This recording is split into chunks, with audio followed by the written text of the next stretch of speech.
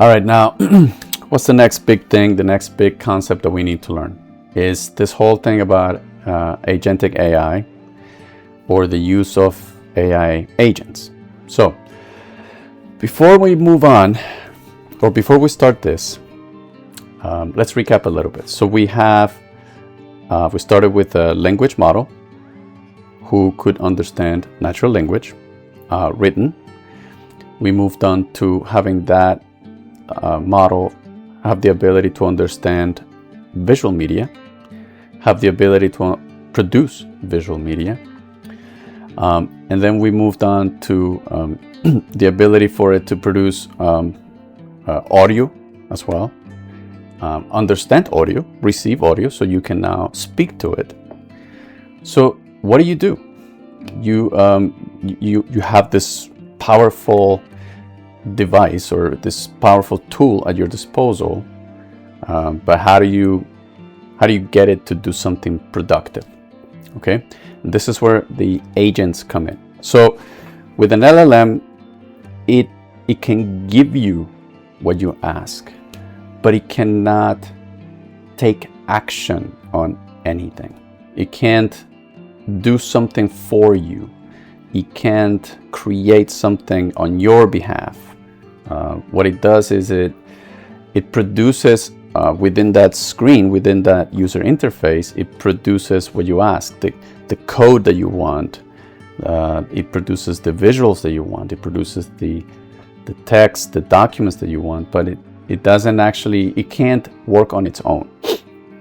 With Agentic AI, what we're doing is we're giving it a presence, we're giving it hands, we're giving it tools to actually, take on tasks on its own without having to be babysit. So how do we get to that point?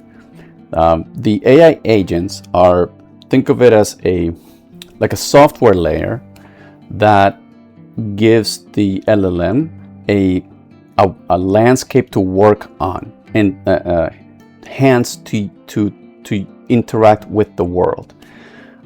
In the past, the LLM, or in general, the LLM can't look at your computer. It can't take action on your screens. It can't really add or delete anything on its own. But with the agentic layer, it can do those things. So the agentic layer is like a software layer that gives it permissions and gives it abilities. For example, it can create folders, it can create files, it can open browsers, it can navigate through screens, or it can communicate with other systems. It can communicate with other tools outside of its box. And that's really when you unleash the power, because now you have this brain that we talked about, this LLM who knows everything, and you are now giving it the ability to go on its own and do something. Instead of you saying, okay, so I need you to give me the text for this document, and it gives it to you, and then you go step 2, I want you to format it. Okay, step 3, I want you to go here, go there, or give me this, give me that.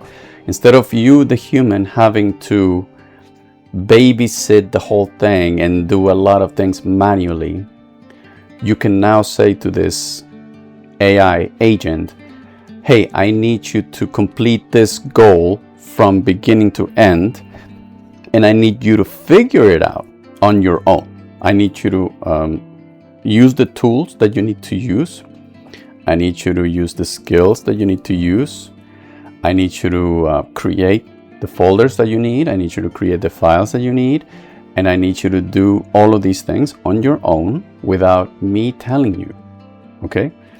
Well, as you can imagine, when you open the door to an AI to do whatever it wants without some sort of framework, it's going to go crazy.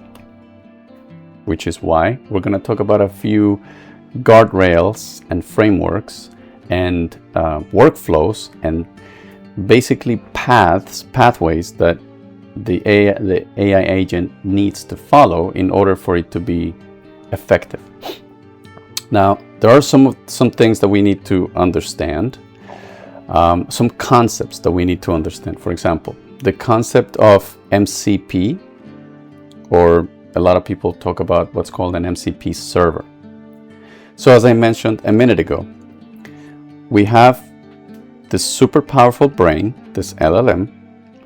We are, with the agent, we are giving it hands to basically interact with the world outside of it, and that world includes other platforms.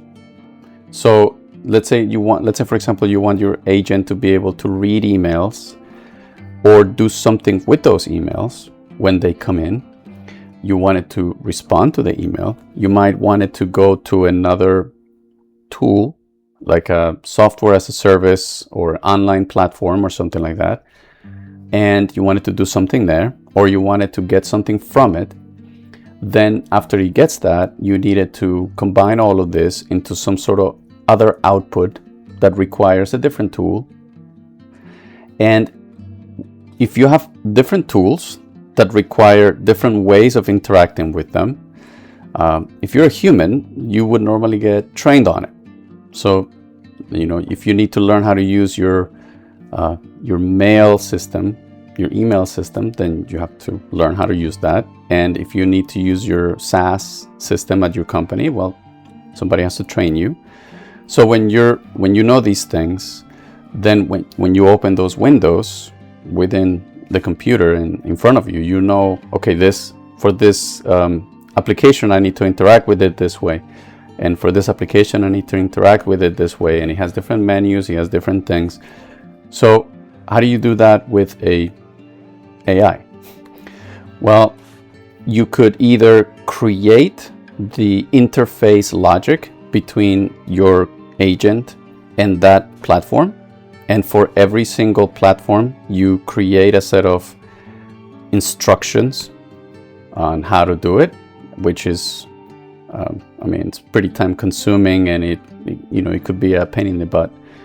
Or what companies AI companies do is they create a common protocol of communication. So now the AI does not need to learn 50 different ways to talk to 50 different applications. All of the applications now speak the same language, the same protocol, and now the AI can communicate with that application in a common language. That's what MCP is. It's a common protocol designed for online applications to talk to AI agents, LLMs.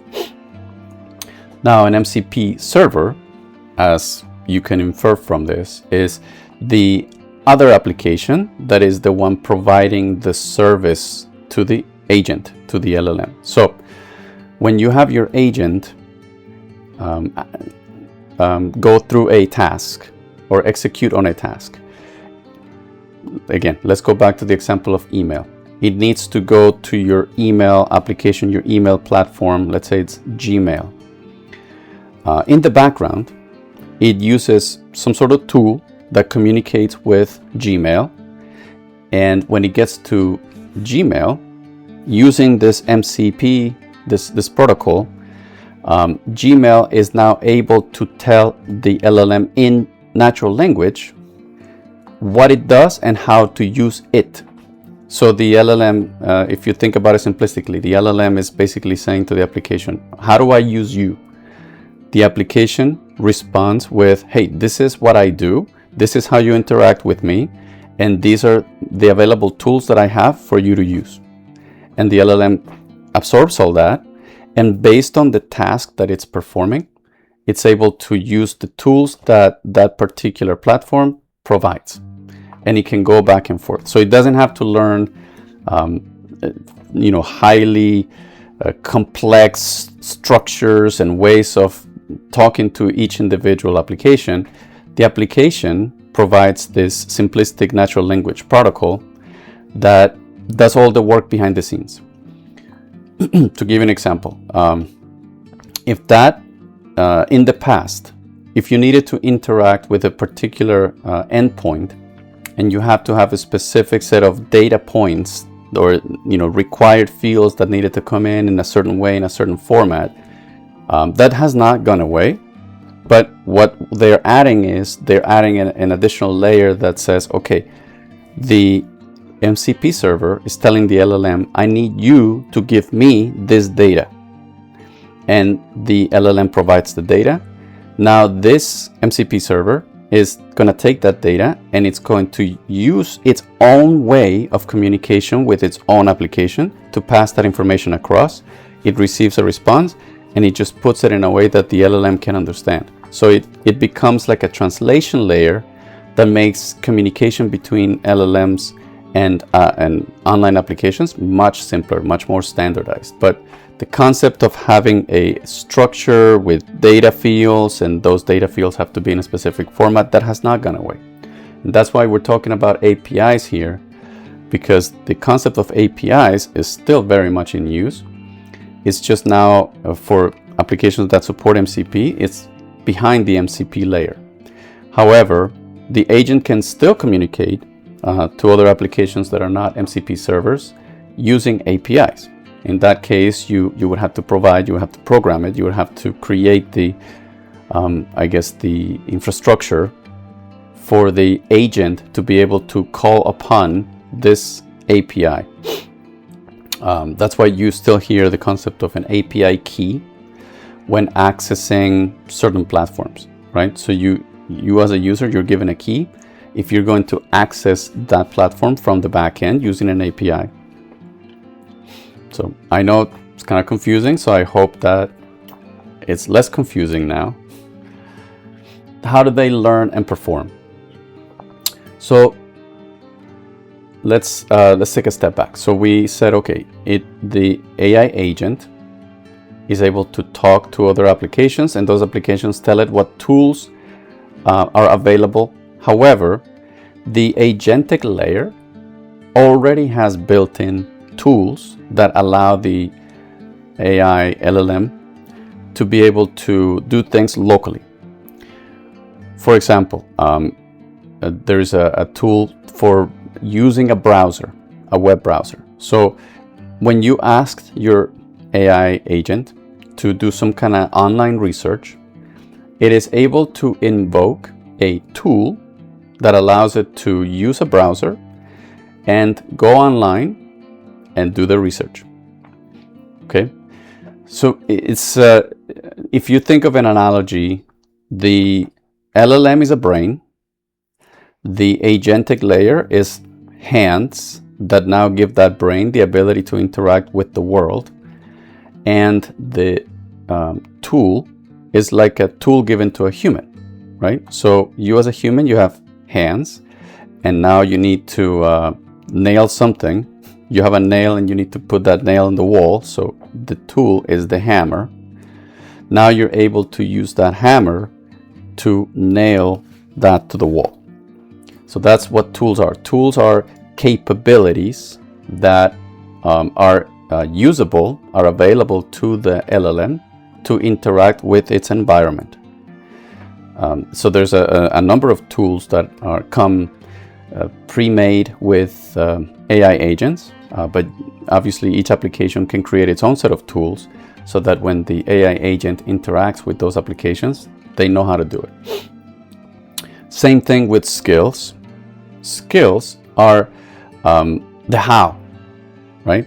So if we use the same analogy of the hammer, we have a hand, we have a tool, and now we need to know how to use that tool to nail something to the wall. So the skills are basically, let's say, procedures or instructions that the AI, the LLM, can invoke in order to learn how to do something. So that's what happens when the LLM is interacting with another tool. That tool basically tells it, hey, these are the things that you can do. These are the tools available to you. And this is how to do it. If you want to do this, this is the skill you need that you need to know in order to do that. If you're going to use that, this is the skill that you need in order for you to know that, to do that. The same thing happens when you want actions to be taken locally. You can teach it skills. Like if there's something that is repetitive that you and your AI counterpart, you were basically developing something, and it's something that needs to happen on a repetitive basis, and it was a multi-step thing, you can tell your agent, I want you to save these things as a skill so that next time I want you to do that, you can just invoke this skill and you already know how to do it. So that's what skills are, and you're gonna hear a lot about that as you start learning about AI agents. Now, we talked about the brain, we talked about the hands, we talked about the tools, and we talked about the procedures. But those are the what. Okay.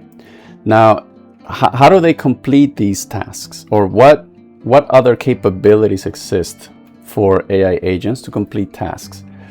So there's multiple. The first one is something called a hook. So a hook is, for example, some sort of trigger that happens programmatically that tells the AI to start something. Okay. So let's say, for example, whenever an email is received, do X. Or whenever you finish writing code, every time you finish writing code, do Y. Things like that. It's just it's a simple way of saying, a simple way to explain a hook is a trigger that basically tells the AI to perform some sort of predefined activity. And it doesn't have to be necessarily the AI. You can have a program, like an actual program, just run whenever this trigger happens. If the AI is completing something, you can have this trigger invoke some function, some programmatic function to do something else. It doesn't have to be the AI, or you can have the AI perform a function based on this trigger. So that's what a hook is. It's commonly used for initiating workflows. So if you want some sort of activities to happen when something comes through your inbox, then you can use that as a hook.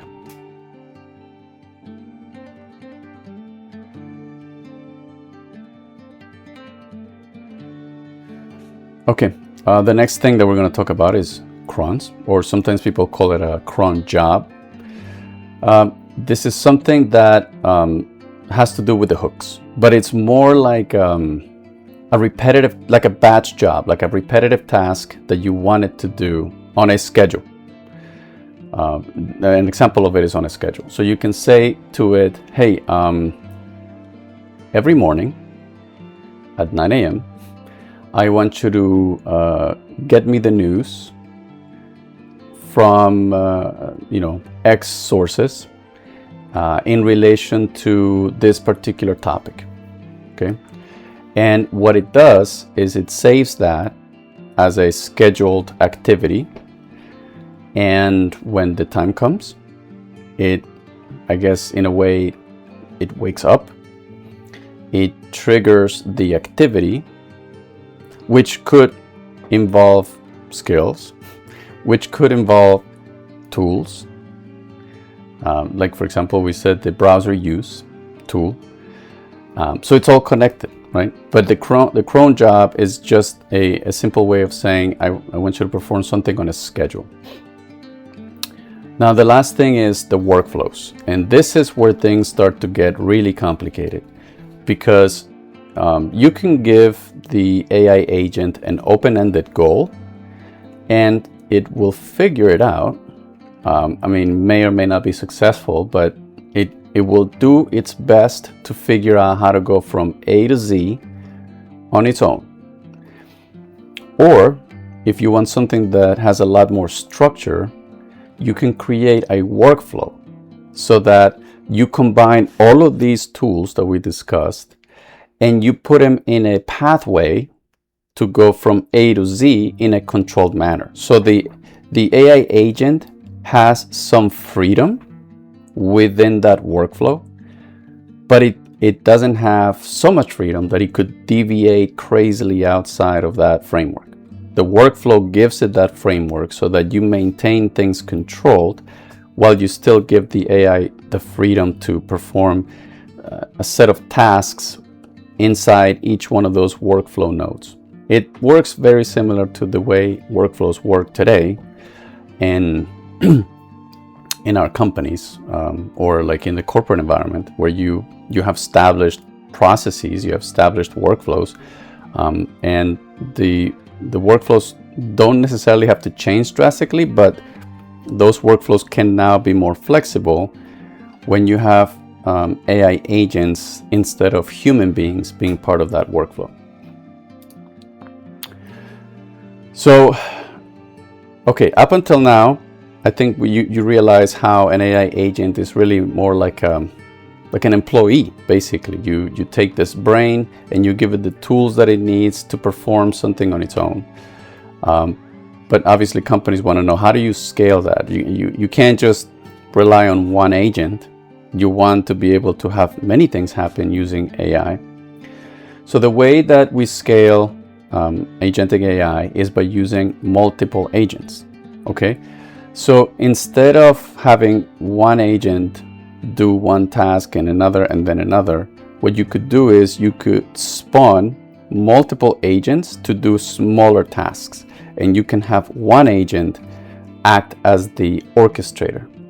So you don't even have to control this. You don't even have to program it. You could say to the AI agent, hey, I need you to achieve this goal, and I need you to assign it to different agents, and I need you to be my only point of contact. And that's actually where the agent specialization comes in, because if you have a big task, you break it down into individual specializations, you can have the orchestrator control what everyone else is doing, and those agents do small piece, but they do it really well and really fast. I myself have tried that with the technology from OpenAI called Codex. Codex is sort of a coding platform that allows you to use an AI coding agent. So everything that I have explained up to here is something that you could do with Codex. With Codex, you can tell it to create like a working folder in a computer. Within that working folder, you can tell it to start documenting the fundamentals of a project. You can create a project within that folder. With that project, you can set the the guidelines and the goals for that project. You can have it document the requirements. You can have it document a plan. You can have it document a design. You can even have it explode that design into a set of detailed designs. And you can also have it break up the work into multiple chunks that are highly specialized. And on its own, it can spawn agents that are going to work on those individual tasks, and they can write their own code. They can debug their own code. And the orchestrator, in essence, is the one that's assembling the entire solution together for you. So, I mean, from a very simplistic point of view, you can say, my high-end goal is this. Go ahead and do all this work and just come to me when it's time for me to test. And yes, I mean, you can be as hands-off as that, and it will produce something. Or you can be a little bit more hands-on, and you can review the plan with it. You can review the design with it. You can provide your own feedback, make corrections, things like that, just like you would in a normal project environment. and you can see multiple agents in action. You can see how it starts to spawn the agents, it starts to control their outputs, it reads what they produce, and you can simply just say, give me the executive summary, and it can do that. So definitely this is very effective, and makes things, if it's well designed, it makes things very efficient. Okay, there's a few more things that we need to learn about the AI agents. Some things that AI agents bring to the table that are also outside of the reach of LLMs is the concept of memory. Now, the memory for AI agents doesn't work the same as with us humans, but it does work much better than having to pass everything as part of the context every single time. So what some of the agents do is they use files, memory files, to either snapshot conversations or snapshot context of conversations, like summaries. Some agents use databases to store data in a vector format for later retrieval. But at the end of the day, what they're trying to do is they're trying to simulate how we as humans would store things and retrieve things when we need them, rather than carrying that over with every conversation every time. Now, something else that another concept that has to do with memory retrieval is the concept of RAG, or it's also defined as retrieval augment generation. So what does that mean? What that means is the LLM, the model, is now able to retrieve information on an ad hoc, on almost like an ad hoc basis. So remember, we talked about how the LLMs don't remember anything, that you have to, every single time you talk to it, it brings all the information as part of that context.